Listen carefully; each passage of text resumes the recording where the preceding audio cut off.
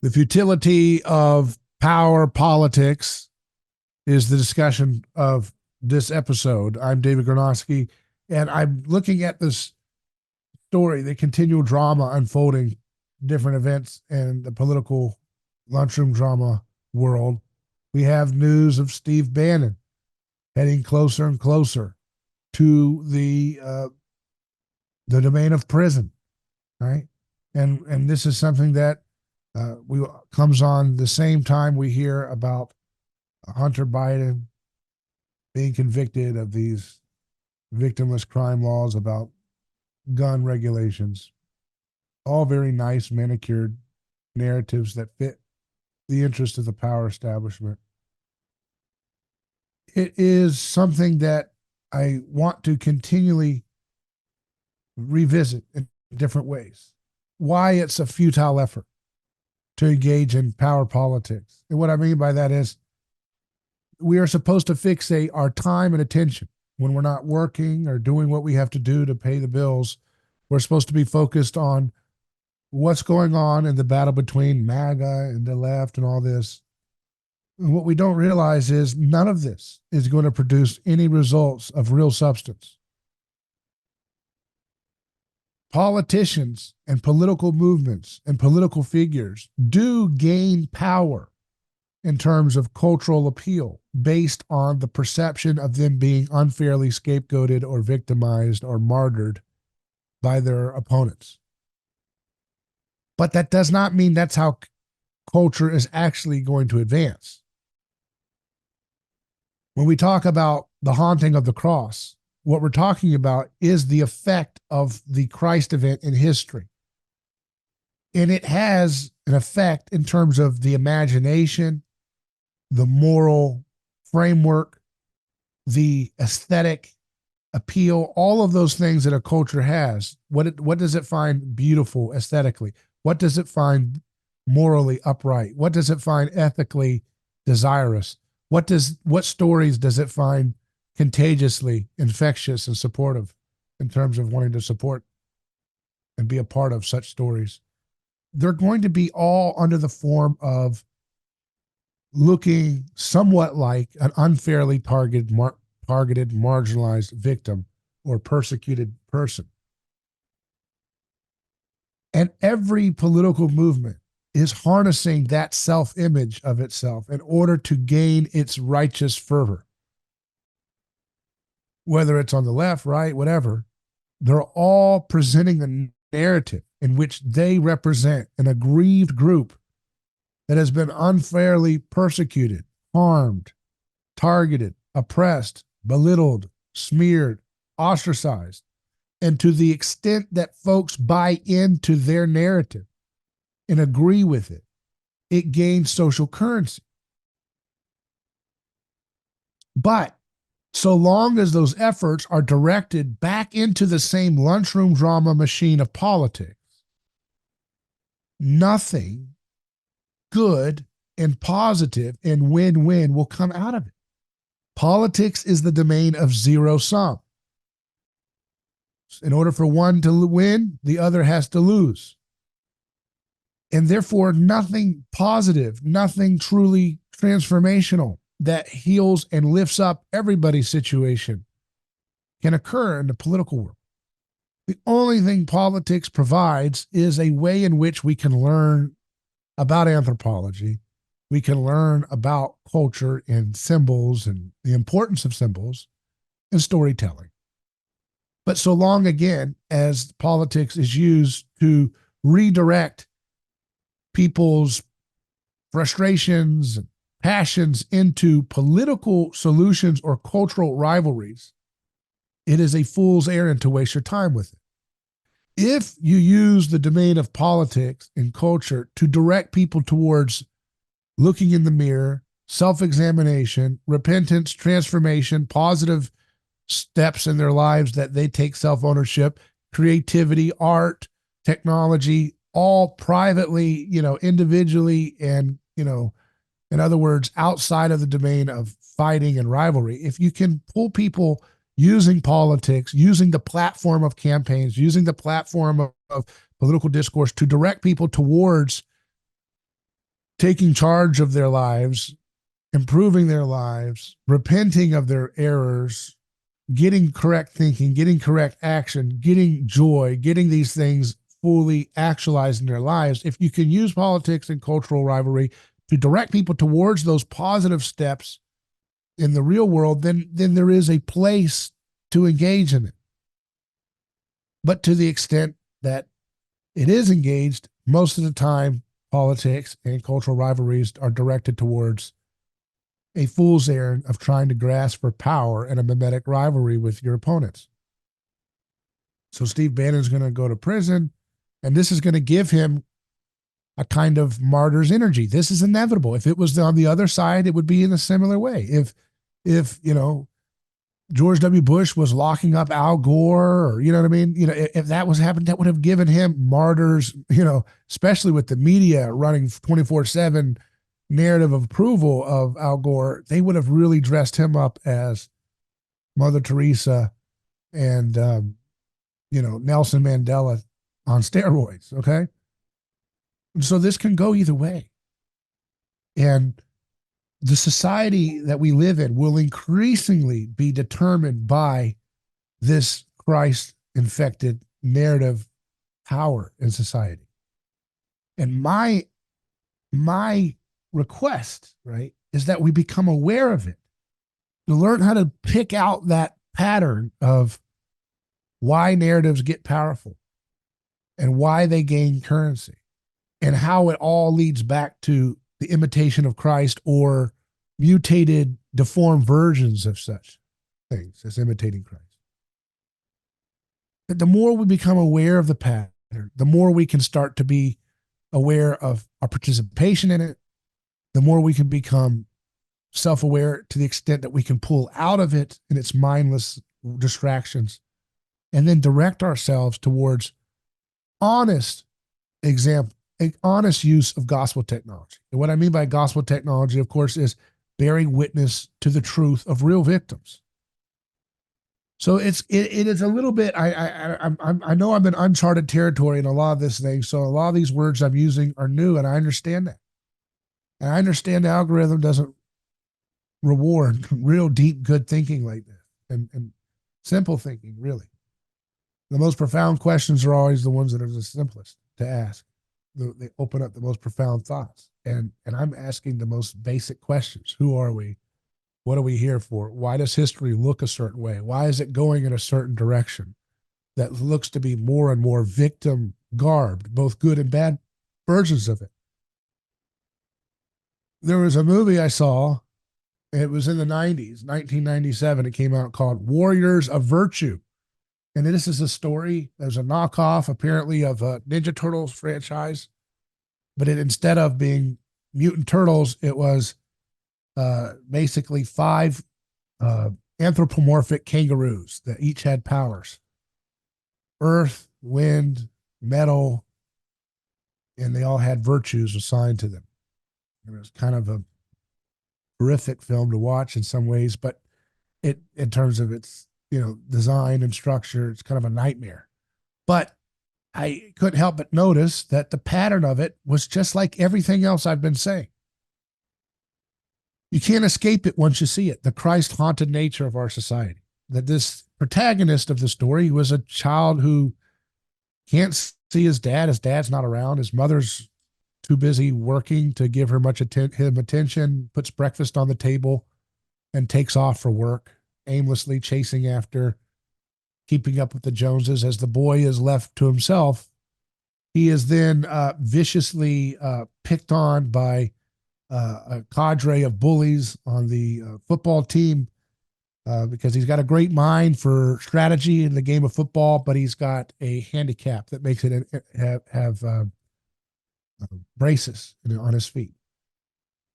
And this story, it revolves, it's 1997, Warriors of Virtue. You can find it online, I guess. It's available for watching there if you haven't seen it. Watch clips of it. This guy, his whole story arc is based on, he helps the football team win with an idea, but they don't give him credit. They shun him because he is handicapped. And he has to, try to find who he is and deal with the darkness from, the dark ego of his, shadow, or whatever you want to use those types of terms for the purposes of a film, structure. And ultimately, he has to confront himself when he is told to, basically walk across a small metal beam with a swirling toilet bowl like uh, uh, water system going on in a tower. And they're doing this in a sick game to try to, force him to basically die and put him in a lethal situation. The guy can barely walk, and he has to walk on a small metal beam across what is a giant whirlpool looking thing, a very common thing we saw in 90s movies, giant whirlpools and kids falling into them. And so what happens in the story is it's literally basically flushed down a giant whirlpool toilet, and he ends up in a fantasy land of kangaroos. And the whole purpose of the story is that he has to learn. In other words, the ending of the movie is that he has to be willing to lay down his life for his friends. He has to be willing to sacrifice his life rather than to kill his opponent in order to win the day, to defeat evil. And the ending, the villain is not killed by the hero. He is actually, restored to right mind by the act of self-sacrifice of the boy laying down his life. And that is the event that snaps him back into reality, and he's able to then resist the dare by the bullies to, he goes back into the whirlpool situation where they're egging him on to walk across the metal beam before he falls in and gets swirled up. And now he gets to redo the scene and say, you know what? I don't need to take your sacrificial gambit. I don't need to risk my life to prove my, unity with you guys in this rite of passage that could kill me and puts me in a lethal situation. I don't need that. And in fact, the bully who tries to get him to risk his life in a sadistic rite of passage ends up in a situation where he could lose his life, and the handicapped child has to call 911 to save his life. So he spares and has mercy on his opponent. This is a Christ-haunted film. It's directed by what looks to be people who not necessarily explicitly Christian, but of course we're swimming in a culture that is Christ-haunted. So all of even bad art is going to be saturated with this haunting of the cross, that the only way to overcome evil is to die to self. The only way to overcome evil is nonviolence, mercy for our enemies. This is the thing that's haunting our society. The hero is a handicapped child being picked on and excluded. He is the scapegoat in the story. He has to tell the story from his perspective, and not in the movie, it has a Christian kind of thing, because even though he has a handicap, he is not presented as, perfectly saintly. He has his own ego issues he has to overcome, his own darkness, his own viciousness, his own, pride.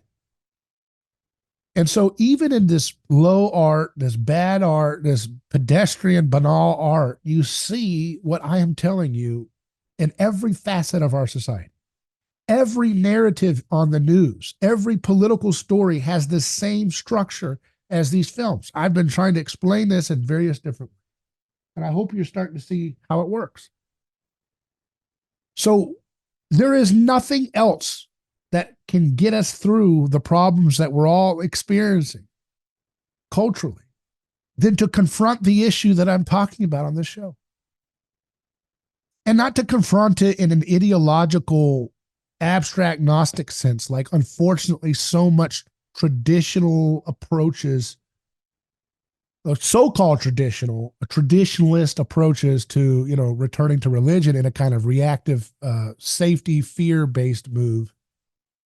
That's not the answer. The answer is to follow the vision of Christ in history and to walk on water like he does, to embrace courage, self-giving, self-ownership, joy, taking care of oneself, having a hermeneutic of suspicion that allows you to be skeptical of both the establishment textbook ideas about nutrition and health and relationship formation, as well as the reactionary, anti-establishment mirror opposite, which ends up being oftentimes just as erroneous and dogmatically stupid as the establishment narrative. So when you look at a story like Steve Bannon being arrested, it draws you in magnetically like a scandal. My goodness, this is scandalous. Scandal draws you in. Why is this guy being put in prison? And it gives him a certain level of power, victim power, in relationship to his opponents. Even though on the surface, it looks like the opponents have all the power, culturally, by putting him in prison, it visually, viscerally, aesthetically draws the attention of the community a little bit more shifted towards Bannon's direction. But what is it that Bannon is trying to accomplish? What would he do with the Post Office of America? What would he do with the Department of Forestry? I don't say that to condemn him. I'm just saying he is an example of a contender, a rival, trying to get in the game of politics to affect change. And he's at the near top of the level of the biggest faction of politics in America right now, which is this Make America Great Again coalition. And so what I'm saying is to look at the one of the most powerful figures in the most powerful political movement that has anti-establishment cred developing, what are they really going to be able to do if given the power? Give me the power, get me out of prison, and watch when I get in power. What are you going to do? Put your people on top of a bureaucracy that is a labyrinthine nightmare? There's so much of our government that is completely kept away from Congress, that is completely kept away from the president. So much of it, like they say, the permanent deep state, whatever you want to call it, is completely untouchable to anybody who has the best intentions and the smartest mind in the world. You could put the greatest genius, the wisest person, most cunning mind, and they would just get tripped up in the labyrinthine nature of this beast that we're in politically. It is not something you can take on by getting the mob's attention to carry you into political power and then wielding the sword of coercion in a way that just magically cuts through all the fat, the lies, the insanity, and finds a way to create order and structure through this bureaucratic nightmare, Leviathan. It is a complete lie to even believe that something substantially good and lasting can come from putting your hopes into these political escapades. And yet people still delude themselves, like watching a movie. It's like they've watched a movie, but they really believe it's a fantasy movie and they really believe it's real. And you keep telling them that's a movie, that's not real. That's CGI. Those are cartoons. No. I know. And people will say that, oh, politics are all corrupt. All politicians are corrupt. It's a uniparty. It's a deep state. And then they still go vote for the same. We got to vote Republican. We got to vote Democrat, Libertarian, whatever. Got to vote. You got to give it's not just about the vote. It's about giving our mind space, our attention. We have a finite amount of time on this earth at this point, right? And to devote so much of your mind's energy, your creative fervor, your anger, your passions, being stoked and sown and cultivated at this enemy other distinction. I must beat the left. I must beat them. I must beat the communists. I must beat the fascists. I must defeat them. I must crush them. I must put more memes out, and that will persuade other people against them, and it will shame them. We must make them feel uncool. Our side is cool now. Their side is uncool. We must convince other people that we have the coolness. They don't. That's all status jockeying. It's all lunchroom drama. It gets nowhere. It is meaningless. It is nihilism. Politics in this way is nihilism. The left and the right, it's all nihilism. It's all power after power. There is no meaning. There's no purpose to any of this. I share these little Christians that say, oh, we're going to change all this stuff. We're going to get power. And then we're going to give the death penalty for drug dealers. What? What a stupid pagan approach to something that Christ said, do not resist evil with violence. And these little chihuahuas want to have the audacity to take the name of Christ and put it as a brand for their sick, sadistic insecurities and desire for psychotic violence to be done against other human beings. And of course, in their mind's eye, they imagine the worst MS-13 murderer when they talk about the death penalty. But they don't understand that that is a manifestation of the very system that says that I can messianically, through a state apparatus of bureaucrats, manage violently a problem of desire. When you can't. God desires mercy, not sacrifice. Do not resist evil with violence. Turn the other cheek are talking about a social ordering principle that's unleashed upon the cross, which is that you get more evil, you get more violent, sadistic, psychotic gang dealers who are murderers and killers, the more you put a drug prohibition program in. You get more violence, the more violence you push into the system to stop, ostensibly, drug addiction, when we all know the reason why we have a drug war, most of the reason why, is to help big pharma, but more importantly, is to provide a managed market space by which governments and their clandestine intelligence agencies can sell the drugs themselves. That's what it's for. So you artificially stamp out the market so that the state has massive opportunities for extremely lucrative profits in the underground that they can use for all of their little chicanery. It is maddening, psychopathic nihilism to support any facet of the drug war. And you don't have to be some kind of Cartesian libertarian to even go to this conclusion. This is just basic Christianity. You look at the text, you look at the words of Jesus Christ, and you look at your conscience, and you know it doesn't work. You know that hitting the hammer of violence to stop a victimless vice in itself, which is the desire to change or alter your state of mind, as stupid and evil as that can be, as destructive as that can be, it is a symptom of a culture that has completely alienated and created antisocial environments by which human beings are drawn to such self-destructive indulgences. I understand that those self-destructive patterns can be done in a recreational, social environment. Certain drugs and addictions are facilitated through a social participation, and some of them are an antisocial, isolating experience. But it's still the same thing. And you cannot stop desire through the use of top-down coercion. You cannot stop wrong desire. I mean, Jesus and God in this story of salvation do not use coercion to invite creation to experience the good life of a nonviolent, peaceful, abundant life here on earth. They don't use coercion to introduce the kingdom of heaven, and yet we think that somehow, like, managing this problem of drug addiction, which was created by the state and is used by the state and has always been for the state, the prison industrial complex, the pharmaceutical industrial complex, and of course, the intelligence agencies that use these things and their bank buddies that store this drug money, and the overthrowing of regimes that goes along with all this stuff. This stuff has been going on for a long, long time. Psychological warfare, all of this connected to these drug prohibitions.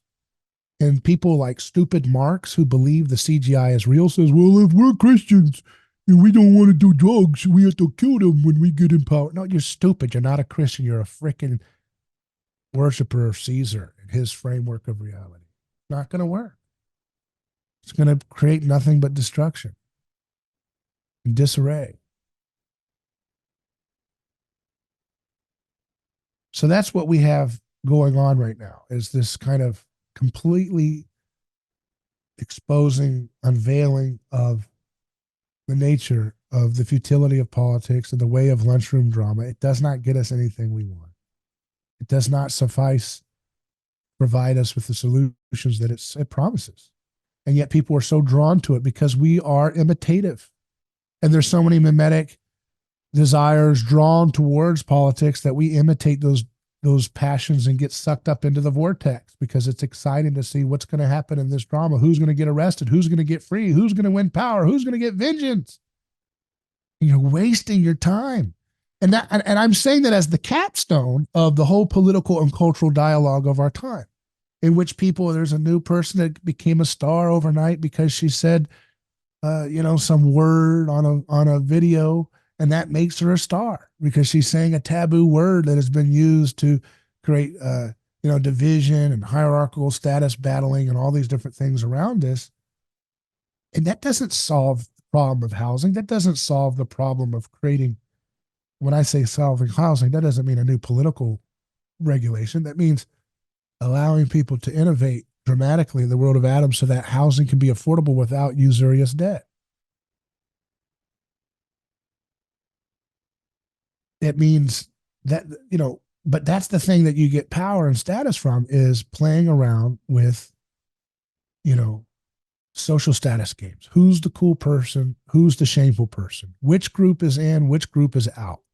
Who did a scandal that is worthy of doxing and firing and ruining people's lives? And that's a monster. We're going to pour all of our shame onto their backs, make them feel miserable about themselves. This is all we're doing is trying to transfer shame and misery onto one another. This is a destructive, endless, nihilistic operation. That's what all of this is in our society. That's what you're clicking on all your channels. Oh, I want to see what they're going to say. I want to see what they're going to say. Oh, I got to see what this people do. This group attacks that group. This group attacks this group. This group puts a meme out that mocks these people. This group, it's all transferring misery and shame onto the backs of one another. That's not how you build anything. Getting a momentary cathartic pleasure off of shaming somebody else or making them get fired or making them get arrested or making them feel stupid, making them feel unwanted, making them feel defeated. This is an obsession with your rival that does not produce anything that you actually need or that the rival may have needed. It is a complete cultural negation. It's a complete cultural annihilation. And you're playing into it every day that you take the bait. You can see right now they've been flooding Europe and America artificially with millions of, young men, rootless men who have grievances against the host countries. And now it's finally starting to turn so that the young of these host countries that are taking in all these migrants are starting to get a tribalistic sense of identity again, and they're going to go against them. And you can see this narrative going. You can see this train, coming a mile away. That will be stoked as the new enemy other fightings on the streets, punches and kicks. Oh, look at that guy got knocked out. Ooh, this one got hit for saying this word. Ooh, this one did this for doing this. Ooh, look, they're standing up again now. And all of it does nothing. It's not how you produce a road. It's not how you build a home. It's how you waste your life as a fool, as a useful idiot. That's not how you create energy too cheap to meter. That's not how you create a cure for cancer or mental illness or nutritious food, a rich, healed soil that has all the nutrients you need to grow nutrient-dense food. That's not how you do any of that. So this is a misrecognition of power. Jesus said power is made perfect in weakness, and yet we think otherwise. Now, I'm not saying weakness as what you have been programmed in PSYOP to believe weakness looks like. But what I am saying is that this notion of grasping for power and trying to impose your will onto others and inflict shame and jockey for who's more cool now is a fool's errand that will waste your life into the grave. It is a culture of death that quickens and hastens your death even before you physically die. A culture of life does not get caught up in these distractions.